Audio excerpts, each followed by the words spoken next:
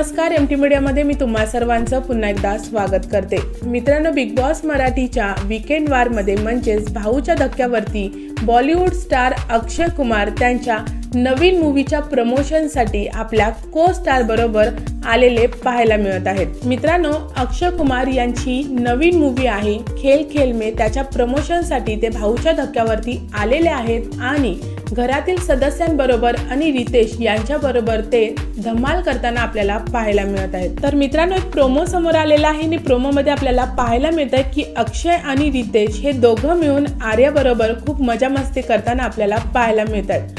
अक्षय यांच्या हातामध्ये एक फोन आहे आणि तो फोन आर्याचा आहे आणि आर्याला दाखवून ते बोलतात की हा तुमचा फोन आहे आणि यामधले मी 2 मेसेज वाचून दाखवणार आहे।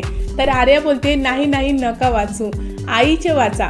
तर रितेश बोलतात अहो आम्ही तुमच्या आईचे मेसेज का वाचू। त्यानंतर बोलतात साक्षीचे वाचू का।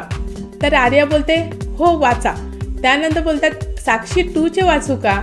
तर आर्या बोलते नाही नका वाचू। तर अक्षय कुमार बोलतात घाबरू नका।